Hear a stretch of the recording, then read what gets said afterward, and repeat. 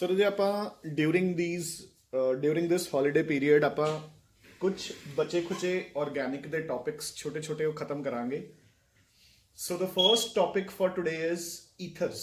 ਠੀਕ ਹੈ ਨਾ, ਜੋ ਆਪਾਂ ਨੇ ਆਰਗੈਨਿਕ ਦਾ ਸੈਕੰਡ ਚੈਪਟਰ ਕੀਤਾ ਬੇਸਿਕਲੀ ਐਲਕੋਹਲਸ ਐਂਡ ਫਿਨੋਲਸ। ਇਹ ਉਸ ਚੈਪਟਰ ਦਾ ਛੋਟਾ ਜਿਹਾ ਪਾਰਟ ਹੈ। Basically the chapter name is alcohols phenols and ਈਥਰਸ।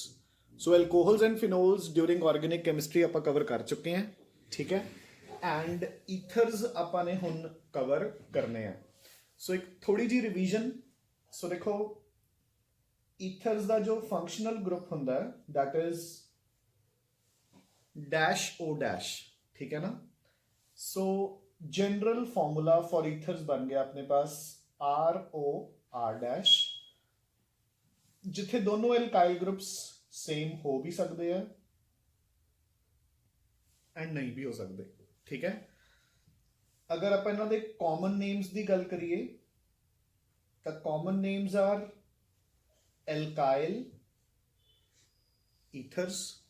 ठीक है, and if we talk about IUPAC names then it is called alkoxy alkane। अपने को दो कार्बन चेन्स है, ਜਿਹੜੀ ਵੀ ਕਾਰਬਨ ਚੇਨ ਜ਼ਿਆਦਾ ਲੈਂਥੀ ਹੋਊਗੀ ਆਪਾਂ ਉਸ ਨੂੰ ਮੇਨ ਚੇਨ ਮੰਨ ਲਾਂਗੇ, ਦੂਸਰੀ ਨੂੰ ਸਾਈਡ ਚੇਨ ਮੰਨ ਕੇ ਉਸ ਐਲਕਾਈਲ ਗਰੁੱਪ ਦੇ ਨਾਲ ਆਕਸੀਜਨ ਲਗਾ ਦਾਂਗੇ ਤਾਂ ਦੈਟ ਵਿਲ ਬਿਕਮ ਐਲਕੋਕਸੀ। ਮੈਂ ਤੁਹਾਨੂੰ ਐਗਜ਼ਾਮਪਲ ਦਿੰਦਾ, ਦੇਖੋ। ਸੋ ਸਿੰਪਲੈਸਟ ਈਥਰ ਆਪਣੇ ਪਾਸ ਬਣਿਆ CH3OCH3। ठीक है ना। So is the common name. So दोनों तरफ मिथाइल है, सो दो मिथाइल्स हो गए। So common name is dimethyl ether and IUPAC name. So बच्चे किसी भी चेन ਨੂੰ ਆਪਾਂ मेन चेन मान ਲਾਂਗੇ। So other will act as side chain. So suppose अगर ये साइड चेन है तो मिथाइल एंड ऑक्सीजन बन गया मिथॉक्सी एंड दूसरा मिथाइल बन गया methane. So it will be methoxymethane. Fine. अगर दोनों अलग अलग चेन्स हों, सो हम एक इथाइल है एक मिथाइल, तो आप इथाइल नू मेजर चेन मान लांगे। Fine, the name becomes methoxy ethane and common name. दोनों तरफ एल्काइल ग्रुप्स अलग अलग है, आप दोनों के अलग अलग नेम देवांगे अल्फाबेटिकली। सो ई पहला आंदी है तो इथाइल, दूसरी तरफ methyl and then ether. Fine. अगर अपने कोल मेन चेन दे विच आइसोमर्स पॉसिबल होन फिर आपां नूं पोजीशन भी दसनी पऊगी। देखो जिवें आपां ने इत्थे 1 मैंशन नहीं किया, रीजन बीइंग कि दोनों तरफ 1 ही बनूगा। अगर इधर लग्या हुंदा तां भी 1 बनदा। तां हुण देखो, सपोज अगर मेरे पास एक इदां दा ईथर है, ठीक है ना, तो हम इसका नेम आप लिखांगे 1 2 3। The name will be 1 methoxy propane. The reason being कि इसका एक इदां दा आइसोमर भी पॉसिबल है। डन। सो 1 2 एंड 3 हम नेम की बनया 2 मिथॉक्सी प्रोपेन। अगर तुसी कॉमन नेम्स लिखने हैं तो यदा नेम बनूंगा मिथाइल नॉर्मल प्रोपाइल ईथर, यदा बनूंगा मिथाइल आइसोप्रोपाइल ईथर। डन। सो ये दोनों आइसोमर्स हो गए रजे। सो this is about the names. एक अद्धा आप एरोमैटिक कंपाउंड भी करते हैं जेडे जेडे मेजर अपने सिलेबस च आते हैं for reactions point of view. So simplest ether की बनूंगा अपने कोल जो बेंजीन रिंग के उपर मिथॉक्सी ग्रुप लगे है, तो देखो इसका IUPAC नेम बनया मिथॉक्सी बेंजीन, बट इसको आप कॉमनली की बोलते हैं anisole. So this is important. ठीक है ना, क्योंकि अपन क्वेश्चन इतना ही आऊगा, give the reaction of anisole with. ठीक है, सिमिलरली अगर इथाइल ग्रुप लग गया है तो ऑफ कोर्स IUPAC नेम हो गया इथॉक्सी बेंजीन, बट इसको आप कॉमनली बोलते हैं फेनीटोल। ठीक है, एंड अगर आपने को दोनों बेंजीन रिंग्स ही लगी हैं, ठीक है, तो this is called phenoxy benzene. ठीक है ना। Now so bit about isomerism in ethers. So ਇੱਕ ਜਿਹੜਾ ਸਿੰਪਲ ਟਾਈਪ ਆਫ ਆਈਸੋਮਰਸ ਨੇ ਉਹ ਤਾਂ ਆਪਾਂ ਕਰ ਹੀ ਚੁੱਕੇ। ਕਿਹੜੇ ਦੇਖੋ, ਇਹ ਕਿਹੜਾ ਹੋਇਆ ਸਟਰਕਚਰਲ ਆਈਸੋਮਰਿਜ਼ਮ, ਉਹਦੇ ਵਿੱਚੋਂ ਕਿਹੜਾ ਸਕੈਲੇਟਲ ਜਾਂ ਚੇਨ। ਦੇਖੋ ਆਪਣੀ ਬੇਸਿਕ ਕਾਰਬਨ ਚੇਨ ਚ ਸੌਰੀ ਪੋਜੀਸ਼ਨ ਆਈਸੋਮਰਿਜ਼ਮ, ਇੱਥੇ ਪਹਿਲੇ ਕਾਰਬਨ ਦੇ ਉੱਪਰ ਮਿਥੋਕਸੀ ਲੱਗਿਆ, ਇੱਥੇ ਦੂਸਰੇ ਕਾਰਬਨ ਦੇ ਉੱਪਰ ਮਿਥੋਕਸੀ ਲੱਗਿਆ। So this is your position isomers. But ਜਿਹੜੇ ਆਈਸੋਮਰਸ ਸਪੈਸੀਫਿਕਲੀ ਈਥਰਸ ਹੀ ਸ਼ੋ ਕਰਦੇ ਆ, ਆਪਾਂ ਉਸ ਤੇ ਆਉਂਦੇ ਆ। ਸੋ ਫਰਸਟ ਪੁਆਇੰਟ ਯਾਦ ਰੱਖੋ, ਈਥਰਸ R functional isomers of alcohols। alcohols ਤੇ ethers ਇੱਕ ਦੂਸਰੇ ਦੇ functional isomers ਹੈ, ਤਾਂ ਹੀ ਉਹ ਦੇਖੋ ਆਪਾਂ ਚੈਪਟਰ ਕਾਮਨ ਪੜ੍ਹ ਰਹੇ ਹਾਂ, ਠੀਕ ਹੈ ਨਾ। ਦੇਖੋ ਜਿਹੜਾ ਨੈਕਸਟ ਚੈਪਟਰ ਆਪਣਾ ਉਹ ਕਿਹੜਾਗਾ, ਐਲਡੀਹਾਈਡਸ, ਕੀਟੋਨਸ ਐਂਡ ਕਾਰਬੋਕਸਿਲਿਕ ਐਸਿਡਸ, ਯਾਨੀ ਕਿ ਸੌਰੀ ਐਲਡੀਹਾਈਡਸ ਐਂਡ ਕੀਟੋਨਸ ਜਿਹੜੇ ਹੋਏ ਤਾਂ ਉਹ ਵੀ ਕੀ ਹੋਏ ਆਪਸ ਚ ਆਈਸੋਮਰਸ, ਠੀਕ ਹੈ ਨਾ। ਏਦਾਂ ਹੀ ਜਿਹੜੇ ਕਾਰਬੋਕਸਿਲਿਕ ਐਸਿਡਸ ਹੁੰਦੇ ਨੇ ਉਹਨਾਂ ਦੇ ਜਿਹੜੇ ਕਾਰਬੋਕਸਿਲਿਕ ਐਸਿਡ ਡੈਰੀਵੇਟਿਵਸ ਹੈ, 4 ਡੈਰੀਵੇਟਿਵਸ ਹੁੰਦੇ ਨੇ ਆਪਣੇ ਕੋਲ, ਐਨਹਾਈਡਰਾਈਡਸ, ਅਮਾਈਡਸ, ਹੈਲਾਈਡਸ ਤੇ ਐਸਟਰਸ। ਐਸਟਰਸ ਤੇ ਐਸਿਡਸ ਵੀ ਆਪਸ ਚ ਕੀ ਹੁੰਦੇ ਨੇ, ਫੰਕਸ਼ਨਲ ਆਈਸੋਮਰਸ, ਠੀਕ ਹੈ ਨਾ। ਸੋ ਏਦਾਂ ਹੀ ਐਲਕੋਹਲਸ ਐਂਡ ਈਥਰਸ, ਦੇਖੋ ਸਿੰਪਲੈਸਟ ਐਗਜ਼ਾਮਪਲ, ਹੁਣ ਦਿਸ ਇਜ਼ ਇਥੇਨੋਲ, ਠੀਕ ਹੈ। ਤੁਸੀਂ ਆਹ CH2 ਚੱਕ ਕੇ H ਨਾਲ ਲਗਾ ਦਿਓ, ਈਥਰ, ਠੀਕ ਹੈ। ਸੋ ਇਹ ਬਣ ਗਿਆ ਇਥੇਨॉल, ਇਹ ਬਣ ਗਿਆ ਮਿਥੋਕਸੀ ਮਿਥੇਨ ਈਥਰ, ਡਾਈਮਿਥਾइल ਈਥਰ। ਸੋ ਦੋਨੋਂ ਫੰਕਸ਼ਨਲ ਆਈਸੋਮਰਸ ਹੈ ਬੱਚੇ, ਫੰਕਸ਼ਨਲ ਗਰੁੱਪ ਹੀ ਚੇਂਜ ਹੋ ਗਿਆ ਆਪਣੇ ਕੋਲੇ, ਠੀਕ ਹੈ ਨਾ। ਐਂਡ ਸੈਕੰਡ ਟਾਈਪ ਆਫ ਆਈਸੋਮਰਿਜ਼ਮ ਜੋ ਆਪਣੇ ਕੋਲ ਈਥਰਸ ਸ਼ੋ ਕਰਦੇ ਆ, ਠੀਕ ਹੈ, that is metamerism, ठीक है ना। सो देखो मेटामेरिज्म की हुंदा है, ਜਦੋਂ ਆਪਣੇ ਕੋਲ ਫੰਕਸ਼ਨਲ ਗਰੁੱਪ ਦੇ ਰਾਉਂਡ ਅਬਾਊਟ ਨੰਬਰ ਆਫ ਕਾਰਬਨਸ ਚ ਫਰਕ ਹੋਵੇ। ਦੇਖੋ ਇਹ ਆਪਣੇ ਕੋਲ ਡਾਈਥਾਈਲ ਈਥਰ ਹੈ, oxygen is the functional group, ਇੱਧਰ ਵੀ 2 ਕਾਰਬਨਸ ਹੈ, ਇੱਧਰ ਵੀ 2 ਕਾਰਬਨਸ ਹੈ। ਸੋ ਹੁਣ ਮੈਂ ਕੀ ਕਰਤਾ, ਮੈਂ ਇੱਕ CH2 ਨੂੰ ਸ਼ਿਫਟ ਕਰਤਾ, ਇਹ ਵੀ ਇੱਕ ਈਥਰ ਹੈ, ਸੇਮ ਨੰਬਰ ਆਫ ਕਾਰਬਨਸ, ਹਾਈਡਰੋਜਨਸ ਹੈ, ਬਟ ਹੁਣ ਆਕਸੀਜਨ ਦੇ ਇੱਕ ਸਾਈਡ ਤੇ 1 ਕਾਰਬਨ ਹੈ, ਦੂਸਰੀ ਸਾਈਡ ਤੇ 3 ਕਾਰਬਨਸ ਹੈ। So they both are metamers of each other. So metamerism ਦੀ ਡੈਫੀਨੇਸ਼ਨ ਕੀ ਹੁੰਦੀ ਹੈ, when 2 or more compounds differ with respect to the number of carbon atoms ਜਾਂ distribution of carbon atoms around the functional group। ਤਾਂ ਇਸ compound ਦਾ ਨੇਮ ਕੀ ਬਣਿਆ, ਇਥੋਕਸੀ ਈਥੇਨ ਤੇ commonly non as ਡਾਈਇਥਾਈਲ ether. ਇਹ ਬਣ ਗਿਆ ਮਿਥਾਈਲ ਨਾਰਮਲ ਪ੍ਰੋਪਾਈਲ ਈਥਰ। गेटिंग। सो ये 2 टाइप्स ऑफ आइसोमेरिज्म्स ਆਪਾਂ ਨੇ ਜ਼ਰੂਰ ਕਰਨੇ ਆ, ਠੀਕ ਹੈ ਰਾਜੇ। And now we shall come to the major part, preparations of ethers। So ਇਹਨਾਂ ਵਿੱਚੋਂ ਰਾਜੇ ਜ਼ਿਆਦਾਤਰ ਪ੍ਰੈਪਰੇਸ਼ਨਸ ਆਪਾਂ ਨੇ ਬਾਕੀ ਚੈਪਟਰਸ ਚ ਕਵਰ ਕਰ ਹੀ ਰੱਖੀਆਂ ਹੁੰਦੀਆਂ, ਠੀਕ ਹੈ ਨਾ। ਸੋ first preparation is from dehydration of alcohols। सो ये आप 101% कवर कर चुके हैं, थोड़ा मैं जस्ट हल्का जा रिवाइज करवाना है, थोड़ा खुद ही पता लग जाएगा। एल्कोहल्स की डिहाइड्रेशन आपने 2 टाइप्स की कीती सी, एक एसिडिक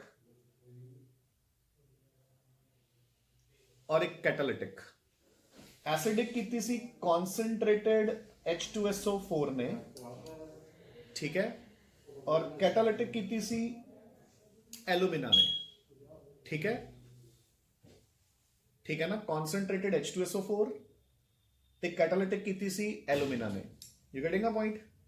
ਤਾਂ ਹੁਣ ਦੇਖੋ ਆਪਣੇ ਕੋਲ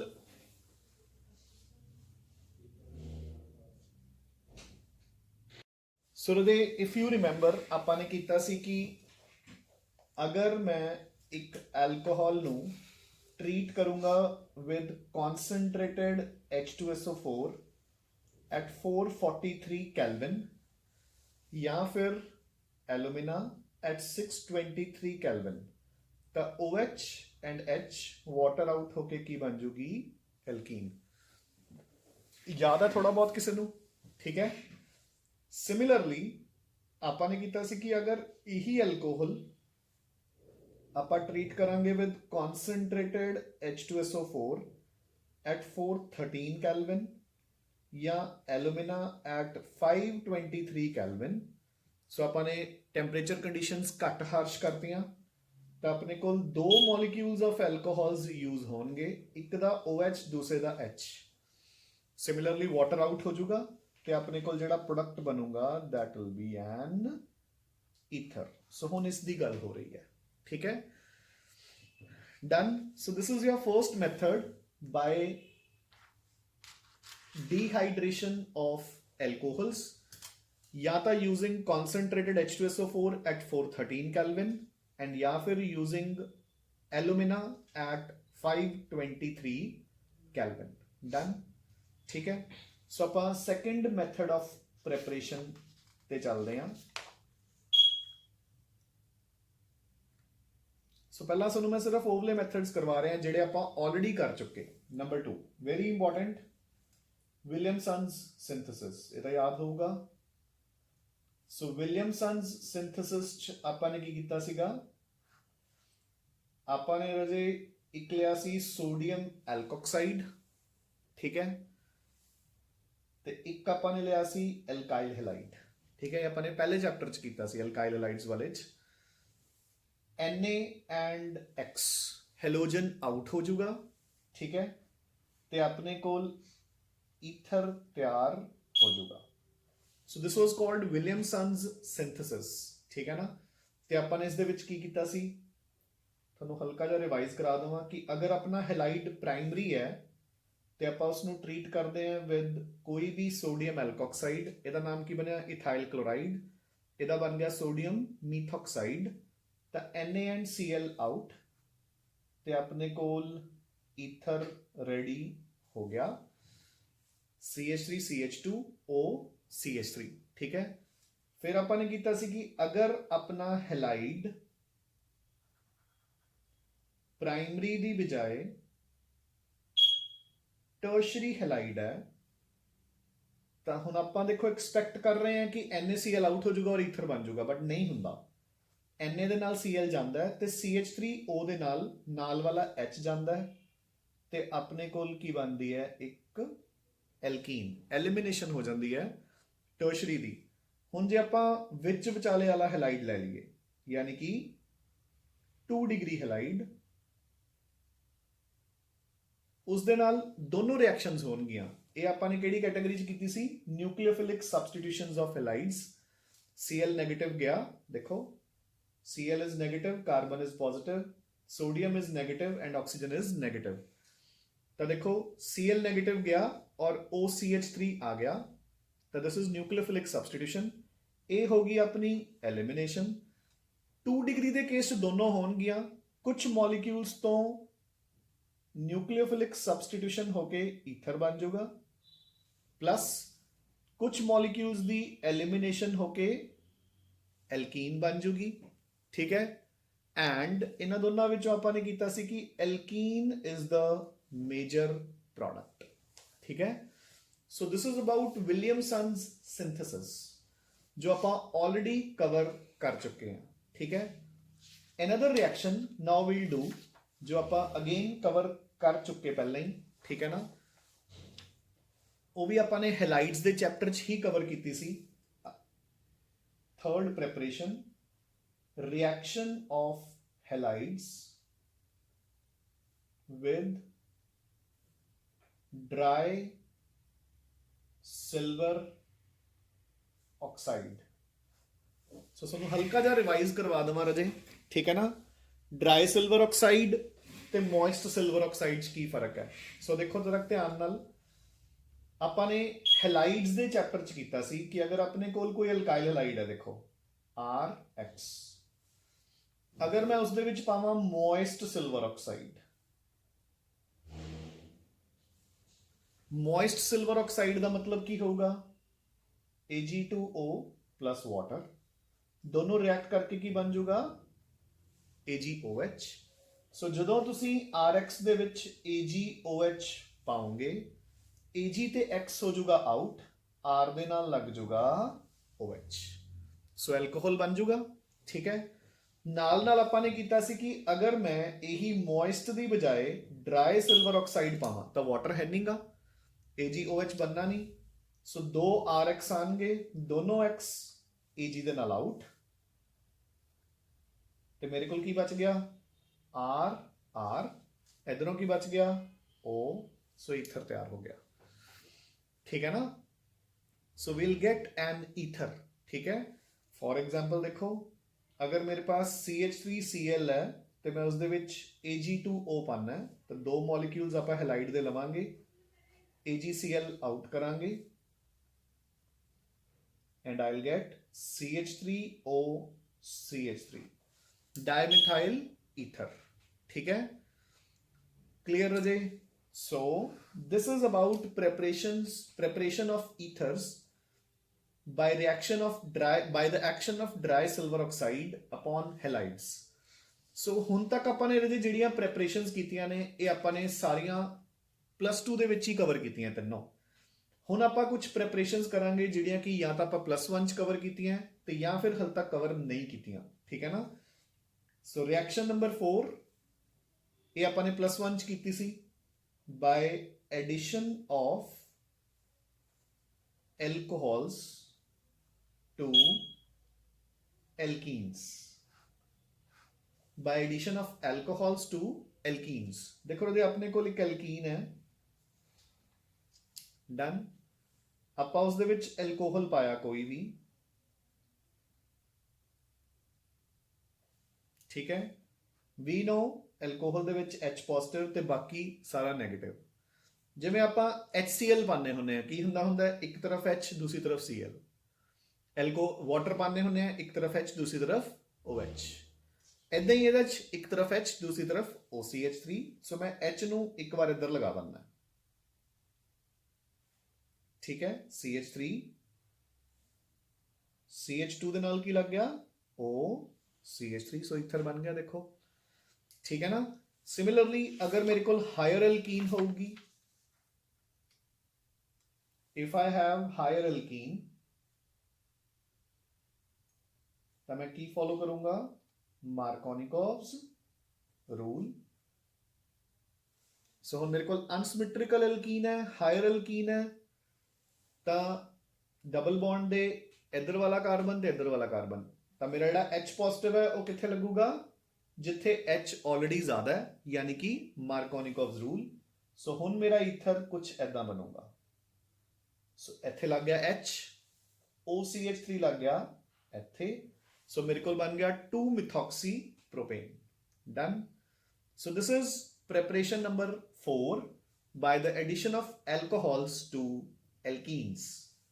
Now we shall jump on to preparation number 5। ठीक है, and this is your last preparation most probably. ठीक है, सो एक ईयर जे by the action of diazomethane. Diazomethane समझते हो, देखो मीथेन मतलब CH4, azo stands for, azo का मतलब की हुंदा Lisha, azo stands for nitrogen. ठीक है, सो डायएजो स्टैंड्स फॉर 2 नाइट्रोजन्स। सो मैं मीथेन दे 2 हाइड्रोजन्स हटा के नाइट्रोजन्स लगा दिया, तो this is the formula for diazomethane. So by the action of diazomethane on alcohols. ठीक है, and it's very easy. So देखो अपने को कोई भी एल्कोहल है, लेट इट बी मीथेनॉल, आप उस च पाई डायएजोमीथेन, बस तुसी की करना है नाइट्रोजन नु बाहर कढ़ दो, CH2 नु H नाल लगा दो, सो लो ईथर बन गया, इजी। ठीक है, कोई भी अल्कोहल है अपने को, लेट इट बी अपने को फिनोल है, आप उस च पाई डायएजोमीथेन, सो मेरे को एनीसोल तैयार हो गया, N2 as it is out हो गया। ठीक है, so this is about the preparations of ethers। ठीक है, so तुसी की करना है बच्चे, आज preparations of ethers complete कर लो। ठीक है, ਤੇ ਮੋਸਟ ਪ੍ਰੋਬਬਲੀ ਜਿਹੜੀਆਂ ਰਿਐਕਸ਼ਨਸ ਨੇ, ਕਿਉਂਕਿ ਇਹਦੀਆਂ ਰਿਐਕਸ਼ਨਸ ਜਿਹੜੀਆਂ ਮੇਜਰ ਆ ਉਸ ਨੂੰ ਮੈਂ ਕਰਵਾਈ ਚੁੱਕਿਆ, ਬਟ ਸਟਿਲ ਆਈ ਥਿੰਕ ਕਿ 2 ਲੈਕਚਰਸ ਆਪਾਂ ਨੂੰ ਲੱਗ ਜਾਣਗੇ, ਕਿਉਂਕਿ ਪਹਿਲਾਂ ਆਪਾਂ ਫਿਜ਼ੀਕਲ ਪ੍ਰੋਪਰਟੀਜ਼ ਵੀ ਡਿਸਕਸ ਕਰਾਂਗੇ and then we'll discuss the chemical properties of ethers. ਆਪਣੇ ਕੋਲ 2 ਟੌਪਿਕਸ ਹੈ ਕਰਨ ਲਈ, ਇੱਕ ਈਥਰਸ ਔਰ ਇੱਕ ਅਮੀਨਸ ਤੋਂ ਬਾਅਦ ਡਾਇਜ਼ੋਨੀਅਮ ਸਾਲਟਸ। ਸੋ ਦੋਨੋਂ ਇਦਾਂ ਹੀ 2-2 3-3 ਲੈਕਚਰਸ ਦੇ ਟੌਪਿਕਸ ਹੈ, ਠੀਕ ਹੈ। ਦ ਰੀਜ਼ਨ ਬੀਇੰਗ, ਜਿਵੇਂ ਹੁਣ ਅੱਜ ਵੀ ਆਪਾਂ ਨੇ ਕੀਤਾ, ਆਪਾਂ ਨੇ 5 ਪ੍ਰੈਪਰੇਸ਼ਨਸ ਕੀਤੀਆਂ ਰਜੇ, ਤਾਂ 5 ਵਿੱਚੋਂ 4 ਆਪਾਂ ਆਲਰੇਡੀ ਆਪਣੇ ਸਿਲੇਬਸ 'ਚ ਕਰ ਚੁੱਕੇ ਹਾਂ, ਠੀਕ ਹੈ ਨਾ। ਤਾਂ ਨਾਰਮਲੀ ਜਿਹੜੇ ਈਥਰਸ ਤੇ ਡਾਇਜ਼ੋਨੀਅਮ ਸਾਲਟਸ ਨੇ ਉਹ ਸੈਂਟਰਸ ਤੇ ਕਵਰ ਹੀ ਨਹੀਂ ਕਰਾਏ ਜਾਂਦੇ, ਕਿ ਬੱਚੇ ਖੁਦ ਹੀ ਬੁੱਕਸ 'ਚੋਂ ਪੜ੍ਹ ਲੈਂਦੇ ਆ, ਕਿਉਂਕਿ ਮੋਸਟਲੀ ਕੀਤੇ ਹੀ ਹੋਏ ਆ ਸਾਰੇ ਕਿਸੇ ਨਾ ਕਿਸੇ ਤਰਫ। ਐਂਡ ਜਿਵੇਂ ਆਪਾਂ ਨੇ ਜਿਹੜੀ ਰਿਐਕਸ਼ਨ ਨਵੀਂ ਕੀਤੀ ਵੀ ਹੈ, ਜਿੱਦਾਂ ਕਿ ਉਹਨਾਂ ਡਾਇਆਜ਼ੋਮੀਥੇਨ ਵਾਲੀ ਰਿਐਕਸ਼ਨ ਹੈ, ਜਿਹੜੀ ਕੋਈ ਨਵੀਂ ਰਿਐਕਸ਼ਨ ਇਹਨਾਂ ਦੇ ਵਿੱਚ ਕਰਾਂਗੇ they are not at all important. ਜਿਹੜੀਆਂ ਇੰਪੋਰਟੈਂਟ ਨੇ ਉਹ ਆਪਾਂ ਆਲਰੇਡੀ ਕਿਤੇ ਨਾ ਕਿਤੇ ਕਿਵੇਂ ਨਾ ਕਿਵੇਂ ਕਵਰ ਕਰ ਚੁੱਕੇ, ਠੀਕ ਹੈ ਨਾ। ਸੋ ਕੱਲ ਆਪਾਂ ਇਹਨਾਂ ਦੀਆਂ ਫਿਜ਼ੀਕਲ ਪ੍ਰੋਪਰਟੀਜ਼ ਸ਼ੁਰੂ ਕਰਾਂਗੇ, followed by the chemical reactions of ethers. Thank you, Hriday.